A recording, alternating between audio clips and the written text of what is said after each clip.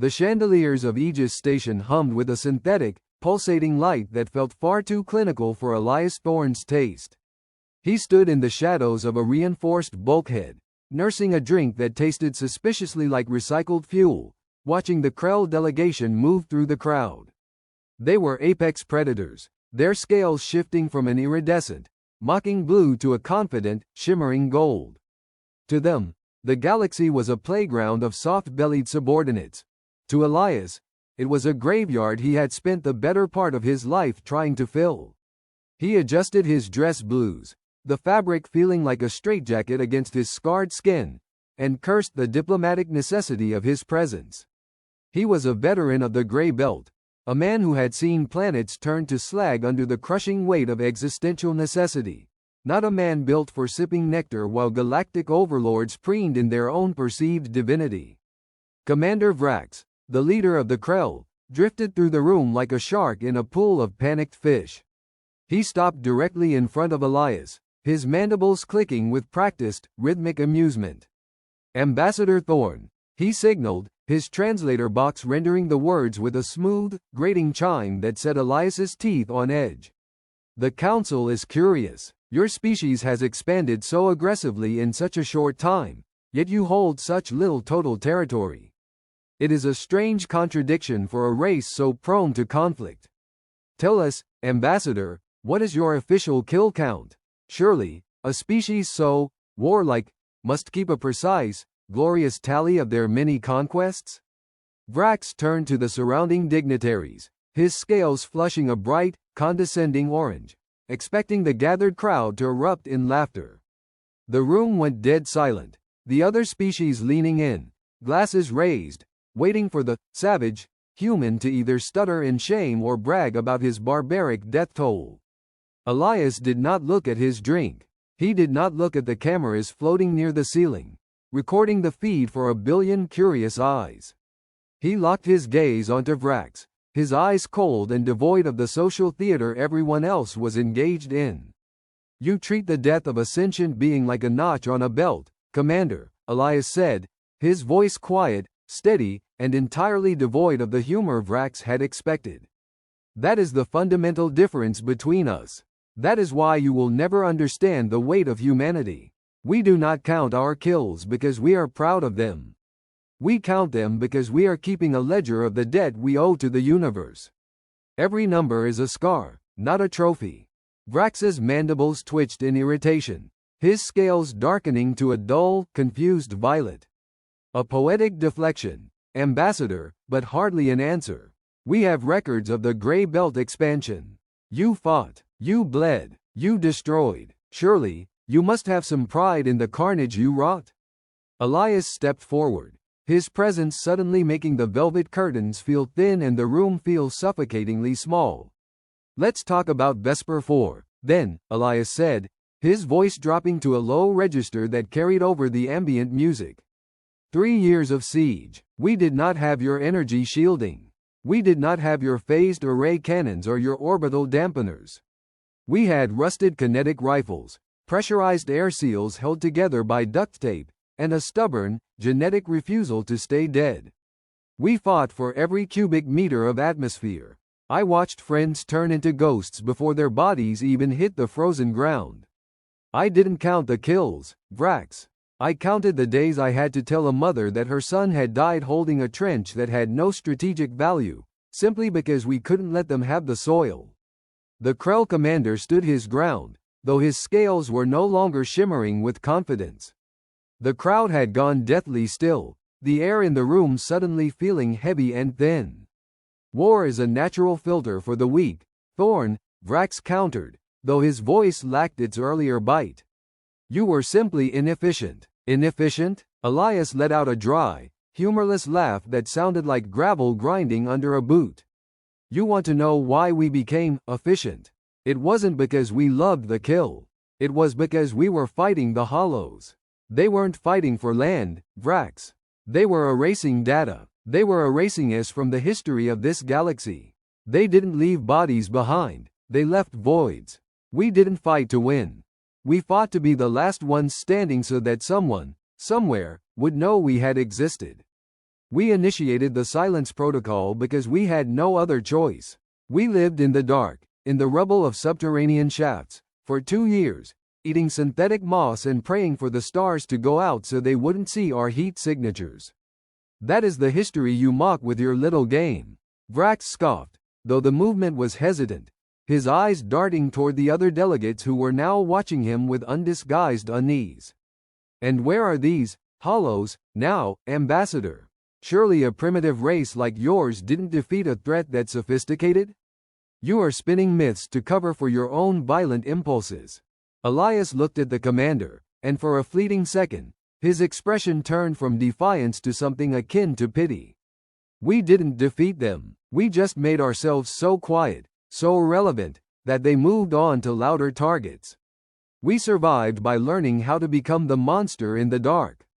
Before Vrax could formulate a retort, the Aegis station's proximity alarms began to blare, a deep, resonant bass note that seemed to vibrate the very marrow of Elias's bones.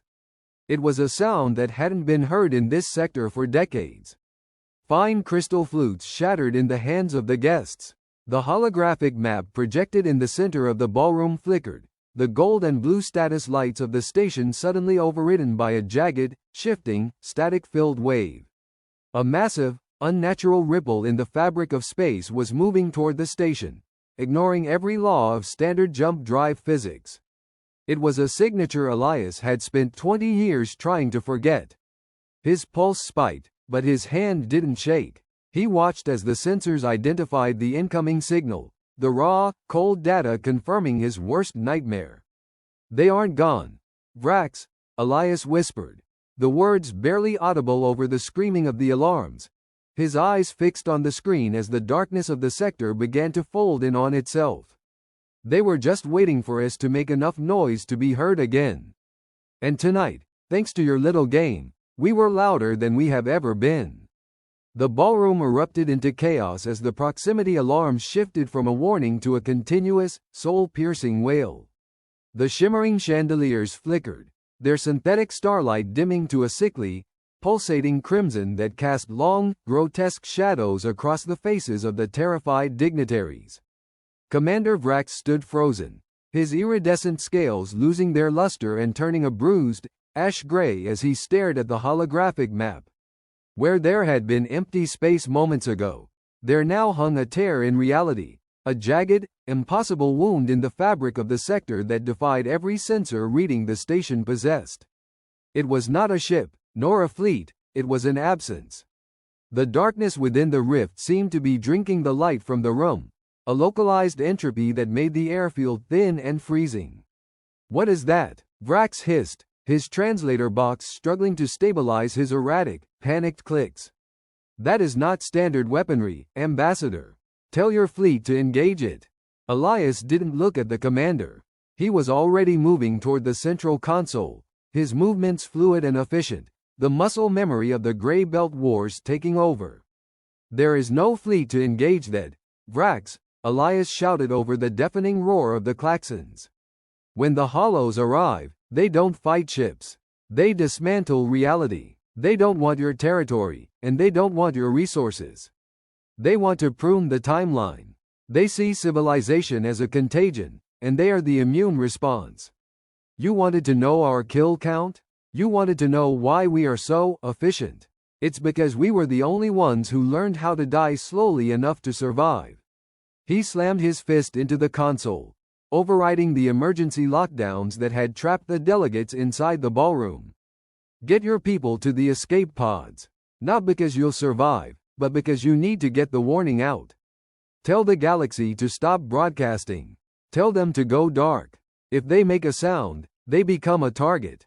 Vrax grabbed Elias by the shoulder, his mandibles vibrating with primal terror. We are the Krell Empire. We have dominated these sectors for 1,000 years. You cannot expect us to just flee like frightened hatchlings. Elias turned, his eyes burning with the cold, hard focus of a man who had seen the end of the world once and refused to be surprised by it a second time. He shoved the commander toward the hatch, his strength surprising the towering alien.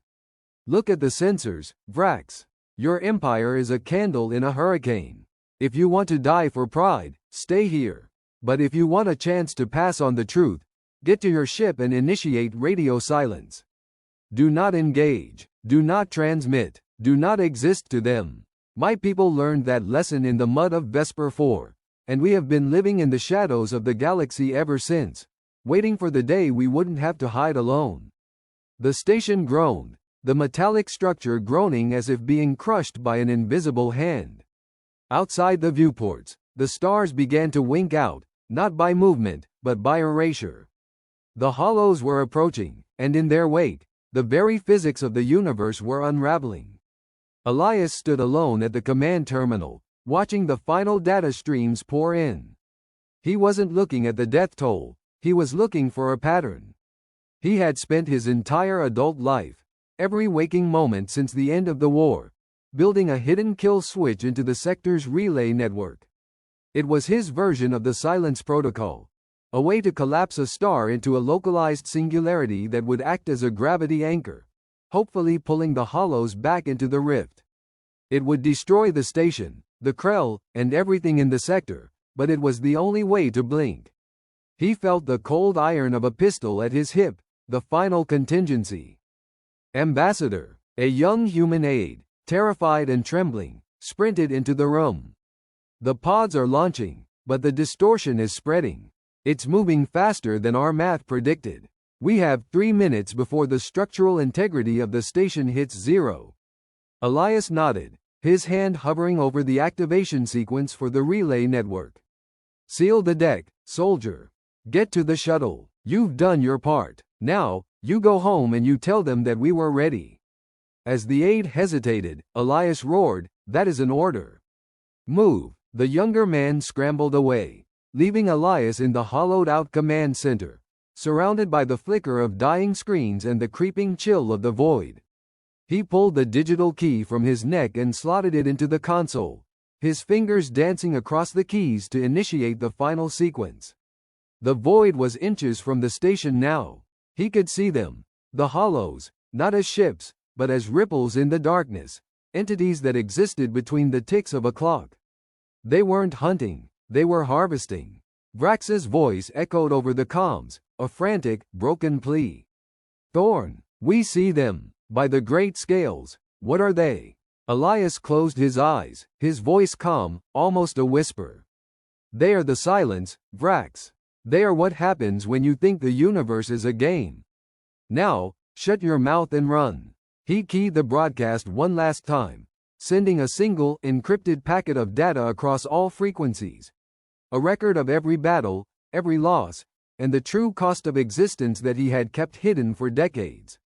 It was a monument to the dead, a warning to the living, and a final, defiant middle finger to the architects of the void. He initiated the countdown. 5. The floor beneath him buckled. 4. The viewports shattered, but the air didn't rush out. It was pulled in, dragged toward the encroaching darkness. 3. He felt his own existence fraying at the edges, a sensation of being unwritten. 2. He saw his family, the faces of those he had lost on Vesper 4, smiling in the static. 1. He pressed the button. The star at the center of the sector collapsed. A blinding, impossible light roared outward, a supernova born from a dying man's resolve. The station didn't explode. It was folded, compressed into an infinite point of heat and gravity. The hollows were caught in the eye of the gravity well, their ripples stuttering as they were pulled backward, tethered to the implosion of the star. In the silence that followed, a single, tiny light flickered in the darkness, a lone escape pod, drifting away from the epicenter. Inside, the Krell commander sat in the dark, watching the sector where his empire had once stood now turned into a silent, swirling grave. He looked at the data screen on his console, the file Elias had broadcasted just before the end. He opened it. It wasn't a boast. It was a manual, a survival guide for the end of all things, written in the blood and math of a species that had been preparing for this day for centuries. Vrax's scales turned a permanent, ghostly white. He finally understood. The human hadn't been bragging about his kills. He had been warning the galaxy that the monsters were coming, and that the only way to survive was to stop screaming and start learning how to hide in the dark. He reached for the controls, powered down every non-essential system, and let the ship drift into the velvet black, silent, invisible, and finally, for the first time in his life, awake. The silence of the void was not merely an absence of sound. It was a physical weight, a crushing pressure that lingered long after the star at Vesper 4 had been snuffed out. Within the cramped, cold interior of his escape pod, Commander Vrax sat motionless. The iridescent shimmer of his scales was gone, replaced by a dull, chalky pallor that mirrored the surrounding darkness. He was no longer the arrogant commander of a fleet. He was a survivor clinging to a fragment of a dead reality. On the console before him, the data packet Elias Thorne had transmitted burned with a persistent, amber glow. It was a digital tombstone for the human who had died so that the galaxy might have a fighting chance. Vrax hesitated, his hand trembling as he hovered over the decrypt command. He knew that by opening it, he would be accepting a truth that would permanently alter his worldview, shattering the illusion of Krell's superiority that had defined his entire existence. With a ragged click of his mandibles, he executed the command. The data flooded his displays, not as a triumphant log of battles, but as a meticulously organized architecture of trauma. It was a map of the universe, annotated with dead zones, where the hollows had previously harvested, and a detailed tactical breakdown of the Silence Protocol. Elias had left behind a legacy that was part history lesson, part blueprints for survival. There were recordings of the Vesper 4 siege, audio files that captured the raw, primal terror of men and women who knew they were already ghosts. Vrax listened to the sound of human voices, so thin, so fragile, yet so stubbornly defiant, as they coordinated defense patterns against an enemy that did not perceive them as living things. The humanity he had once mocked as a primitive, noisy nuisance was revealed to be the only species that had actively guarded the gate, a species that had transformed itself into a sentinel against the abyss. They were the wall, Vrax whispered, his voice cracking. And we were the ones who told them to stand aside. He realized then the true significance of the kill count question he had posed with such callous humor. Elias hadn't been bragging. He had been attempting to communicate the sheer exhaustion of a race that had spent centuries fighting a war that no one else even knew existed. The human had carried the weight of the galaxy's survival on his shoulders, enduring the taunts and the ignorance of his neighbors while maintaining the vigilance that kept the hollows at bay. Vrax felt a cold, sharp spike of shame pierce through his heart. The Krell Empire had spent their history expanding, consuming, and broadcasting their presence to the furthest reaches, blissfully unaware that they were drawing a predator to the doorstep of every civilization in the sector. The pod drifted further into the absolute black of deep space, powered only by auxiliary solar collectors to avoid detection. Vrax began to realize that the danger had not passed, it had merely been delayed. The gravity well Elias had created was a temporary seal, a bandage on a wound that cut deep into the fabric of reality. He spent days, then weeks, poring over the human's research. He learned about the frequency harmonics that the hollows used to track sentient life. He learned why humans had prioritized subspace radio silence, why they had abandoned grand, glistening cities for subterranean bunkers, and why they had cultivated a culture that valued survival over aesthetic glory. Every page of the data packet was a lesson in humility, a masterclass on how to be a ghost in a machine-driven universe. Vrax grew gaunt, his metabolism slowing as he entered a state of survival-based hibernation, but his mind remained sharp, fueled by the terrifying necessity of the knowledge he now possessed.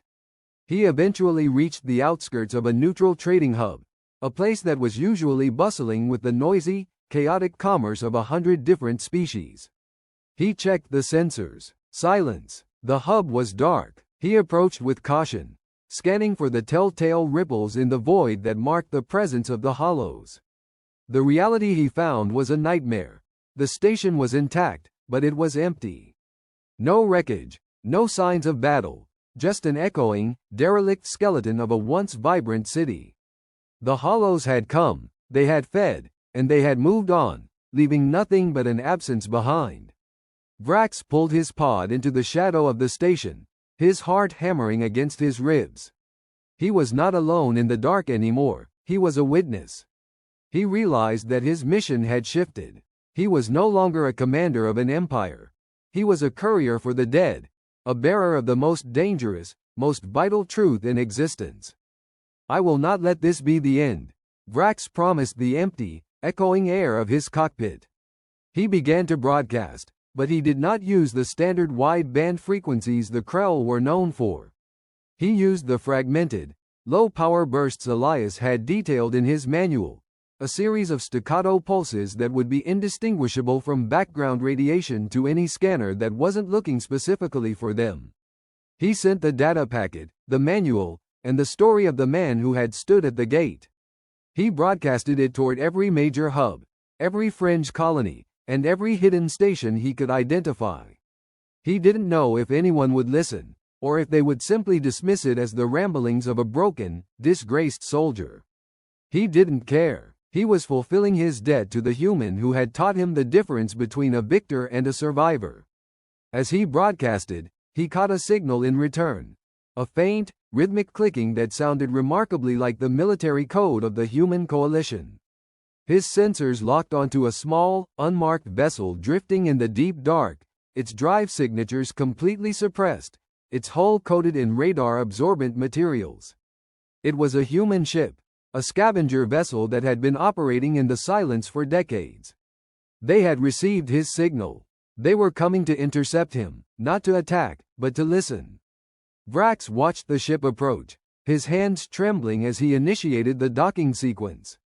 He knew he was about to meet the survivors of the war he hadn't known was happening. He opened the airlock, and for the first time in his long, prideful life, he stood as a student, ready to learn the true language of the universe. A human stepped out of the airlock, a veteran with eyes as tired and hard as Elias Thorne's. They didn't speak, they didn't offer greetings.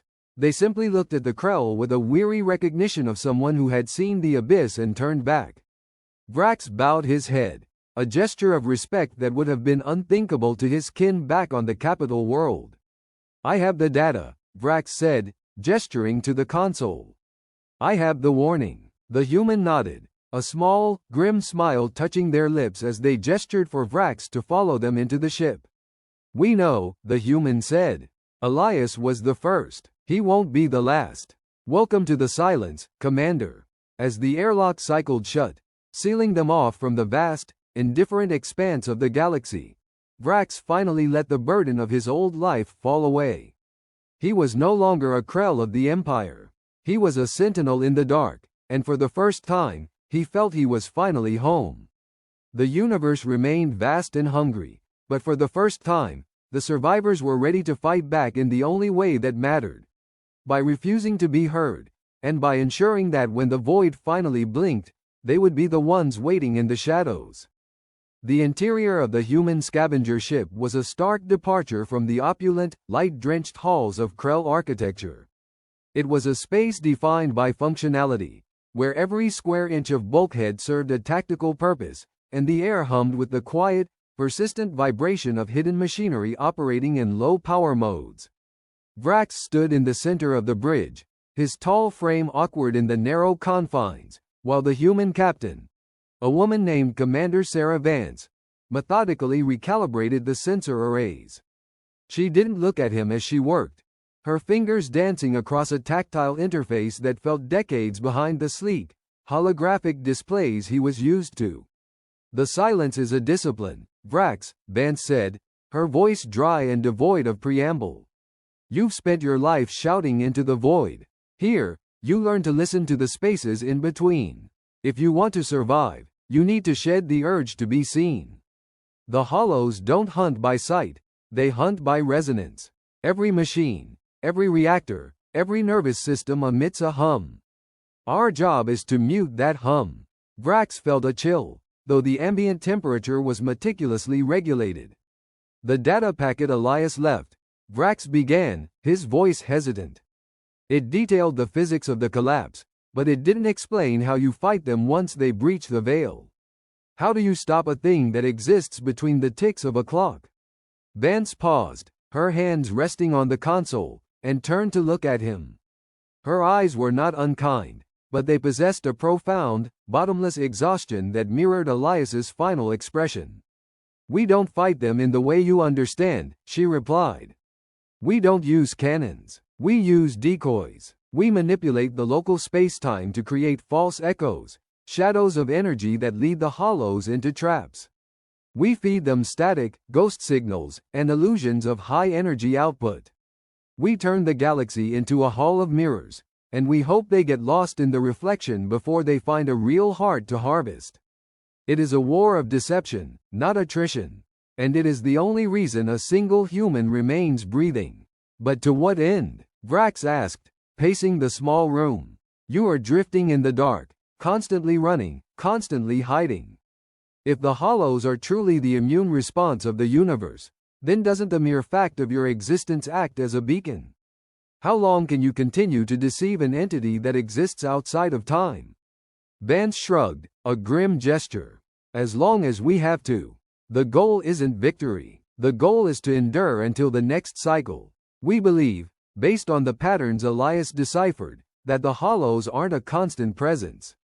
They are like a tide. They rise, they scour, and they recede. We just have to ensure there is enough left in the wake of the tide to start over. It is not about saving the empire you lost, Vrax.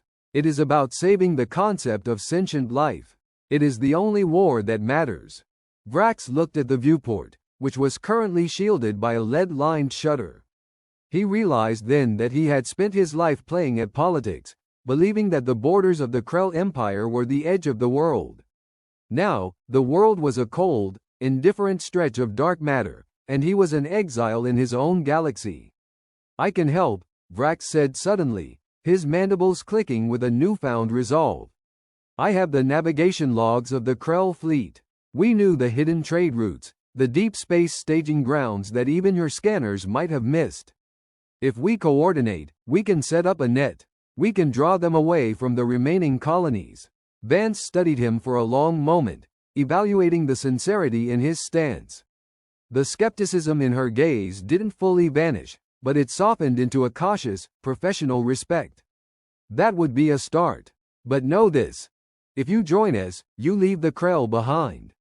There is no going back to the way things were. You become a shadow, like us. No records, no glory, no history. You disappear from the maps entirely. Vrax bowed his head, a gesture of profound acceptance.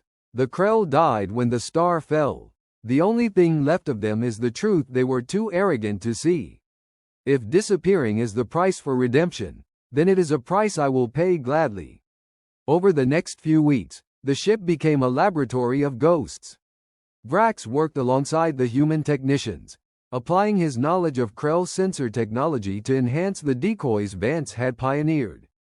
They built singing buoys, small, inert devices that emitted the specific harmonic signatures of thriving civilizations, programmed to activate only when they detected the approach of a rift. They were bait, plain and simple, but they were the most sophisticated bait the galaxy had ever seen. The work was grueling, and the atmosphere on the ship was one of constant, grinding tension, but for the first time in his life, Vrax felt a sense of purpose that transcended his own survival. He was no longer just a spectator to the end of the world, he was a participant in the resistance. During the quiet hours, when the ship drifted on momentum alone to conserve power, Vrax and Vance would sit in the mess hall, sharing the sparse, nutrient-dense rations that sustained the crew.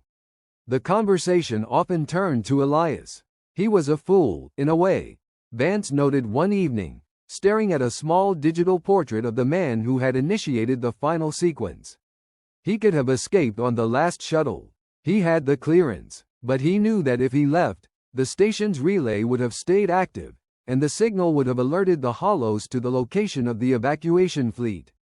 He chose to become the anchor, to pull them into the gravity well with him. Vrax nodded, his scales shimmering with a faint, respectful iridescent sheen in the low light. He was the only one who understood the math of sacrifice. He knew that one life, or one ship, or even one station was insignificant compared to the integrity of the total signal. He didn't die for a cause, he died for the silence. And now, we carry that silence, Vance concluded. We are the keepers of the gate. As they spoke, the ship's internal alarm, a subtle, vibrating thrum that resonated through the deck plates, triggered. It wasn't the screaming klaxon of the station, but a rhythmic, precise ping. A contact. Vrax scrambled to his feet, rushing to the bridge. On the main screen, the sensors were picking up a distortion in the local sector, a faint ripple that suggested an imminent arrival. It wasn't the massive tear in reality that had consumed Vesper 4, but a probe, a scout. The hollows were searching. Vrax looked at the display, then back at Vance. They're testing the sector, Vrax whispered. They're looking for the noise. Vance didn't flinch. She adjusted the power settings, dimming the ship until it was effectively a black hole in the sensor stream, and activated the decoy arrays. Let them look, she said, her voice steady as iron. We've been waiting for them. The ship moved into position, a sliver of nothingness navigating the deep, cold dark. The ripple on the screen grew, a herald of the approaching void. Vrax felt the familiar, crushing weight of fear, but he pushed it down, replacing it with the cold, hard logic of survival he had learned from his new kin. They were ghosts, they were shadows, and they were the last, best hope of a universe that had forgotten how to hide. As the ripple bloomed into a tear, revealing the terrifying, swirling entropy of the hollows, Vance gave the order.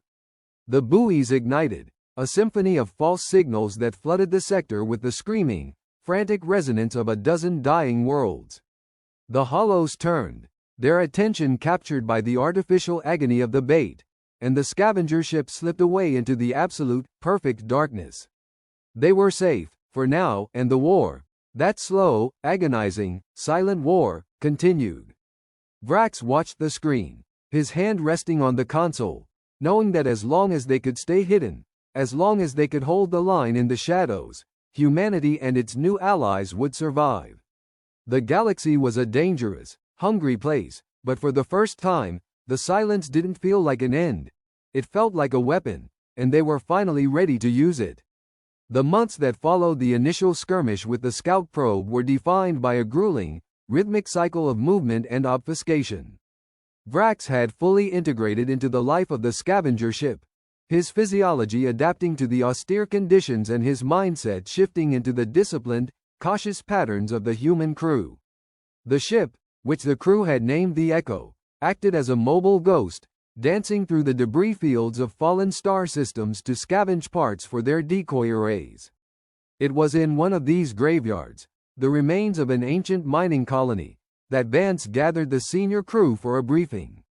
We've been analyzing the feedback from the decoy hits, she stated, projecting a complex, shimmering data visualization onto the bulkhead. The hollows aren't just reacting to noise. They are learning. The scout we lured away didn't just consume the bait. It analyzed the resonance, and it sent a packet of data back before the collapse. They are building a profile of our deception methods.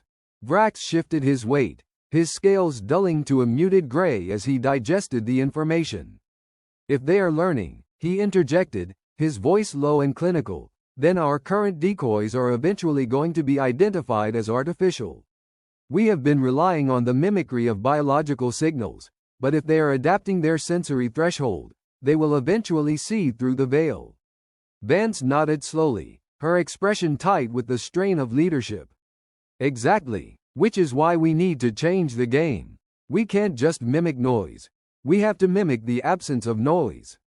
We need to create zones where the sensors simply cannot resolve data, places where the universe looks like a void even to the hollow's perception.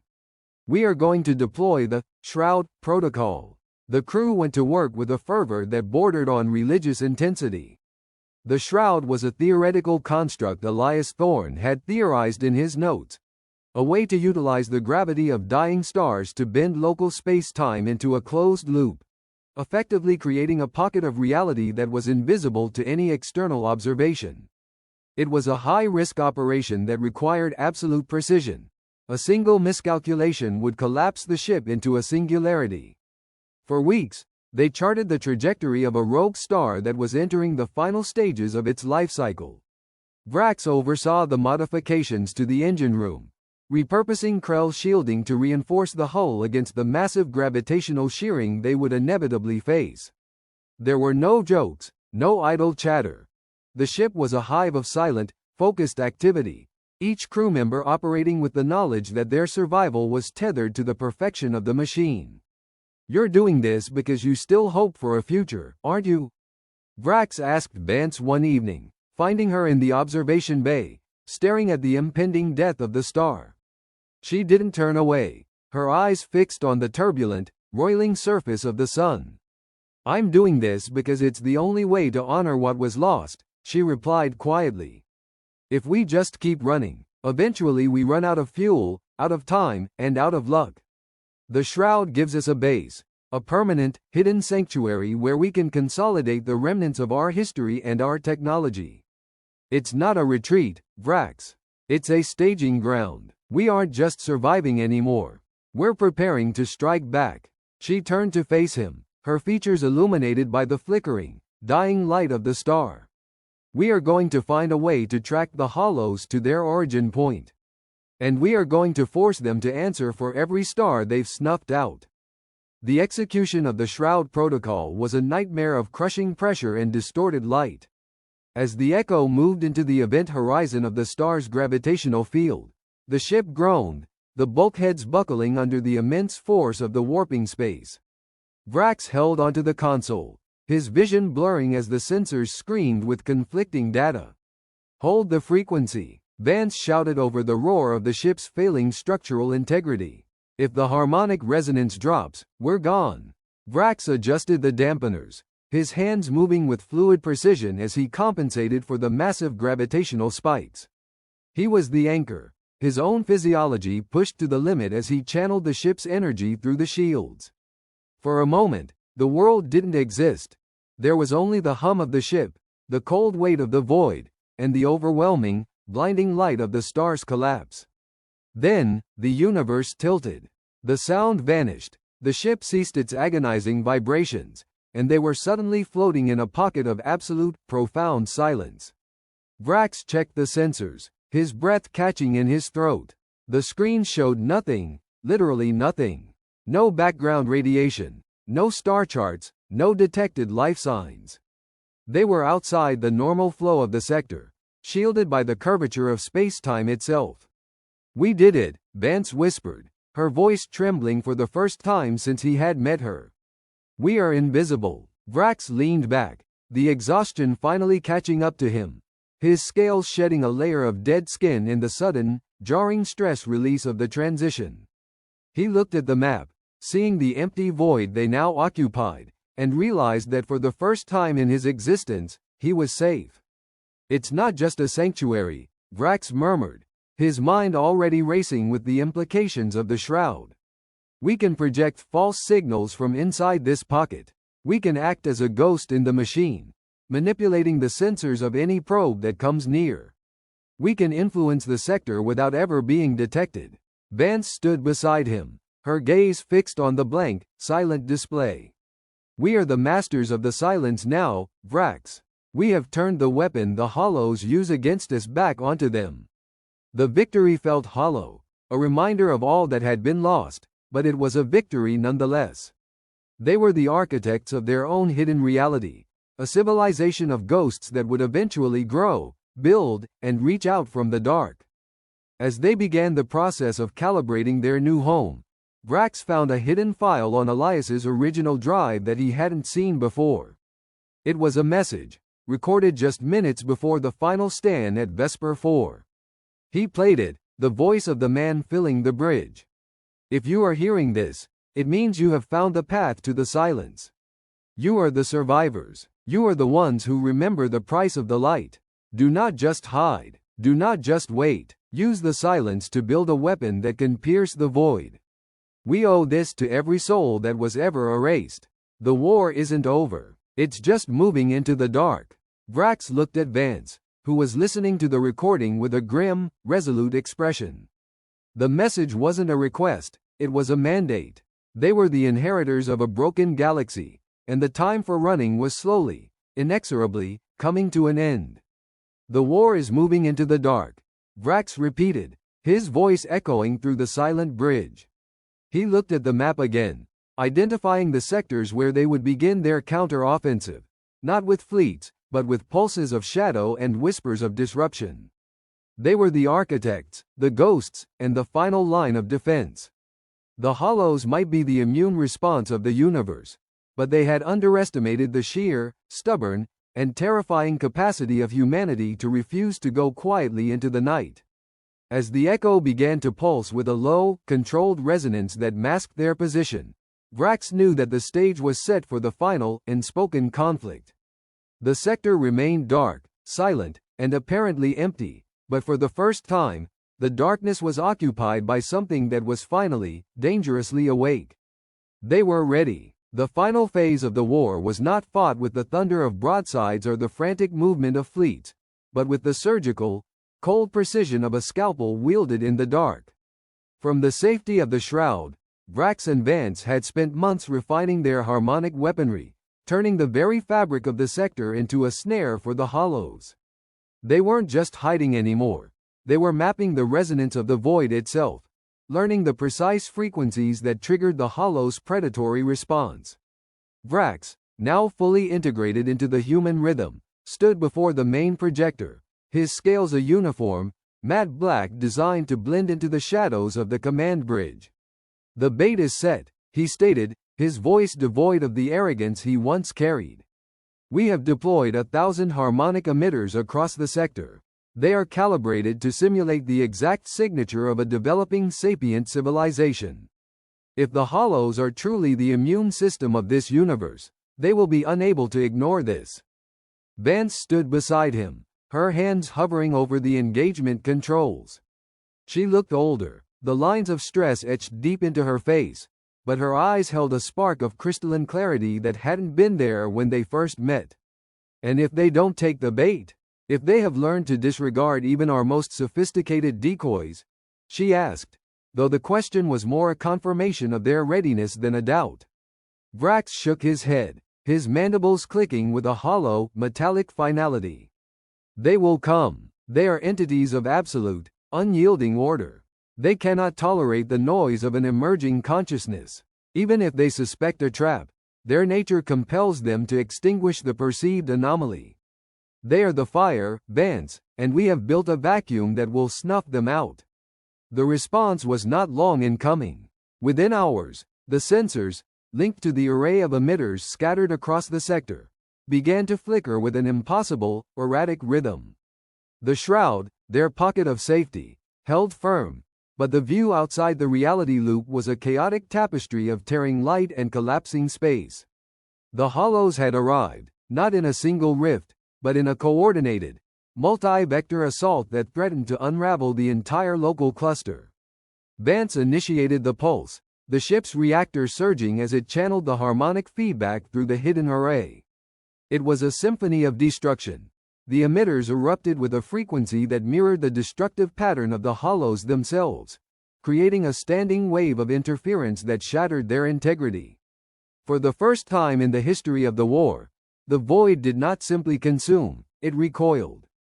They are fracturing, Vrax shouted over the rising whine of the power cores. The resonance is destabilizing their cohesion. They can't reconcile our frequency with their own logic. The bridge was a cacophony of alarms, but the tone had shifted from the panicked warnings of the past to the triumphant, rhythmic pulsing of a successful engagement. They were watching the monsters unravel, their dark, impossible forms dissipating into ribbons of raw, inert data. Vance didn't celebrate, her focus absolute as she fine-tuned the pulse. Don't let up. We need to lock the feedback loop. If we can collapse the bridge they used to enter this sector, we can isolate them from their source. We can effectively blind them. The crew of the Echo moved with the efficiency of a single, well-oiled machine, each member playing their part in the death knell of the entities that had terrorized the galaxy for generations. The climax of the battle was silent and devastating. A massive, concentrated beam of gravitational distortion, channeled through the shroud's unique positioning, slammed into the heart of the rift. The resulting implosion did not create a new void. Instead, it sealed the existing one, folding space-time back into a stable, seamless configuration. For a heartbeat, the sector was bathed in an impossible, blinding light as the accumulated entropy of the war was ejected from the local reality, returning to the primordial silence from which it had come. Then, the sensors flatlined.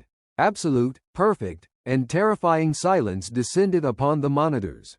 Vrax stood in the center of the bridge, his breath hitching, as he scanned the data again and again, unable to believe the result. "They are gone," he whispered, the words trembling on his lips. "The signal is cut. The sector is quiet." Vance slumped into her command chair, the tension finally bleeding out of her frame, replaced by a profound, hollow exhaustion. She looked at the display, where the markers of the hollows had all been replaced by empty, static data. "It's over," she murmured, her voice cracking. "The war for this sector is over." Vrax walked to the viewport, which was still shielded, and placed a clawed hand against the cold metal.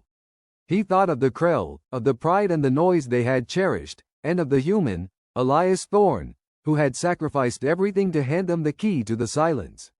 They had won, but the cost was etched into the very core of their existence. They were no longer the people they had been. They were the ghosts who had lived long enough to become the living memory of a war that would never be recorded in any history book. "We have to send the message," Vrax said, turning back to the bridge. "The rest of the galaxy doesn't know. They are still shouting into the void, waiting to be harvested.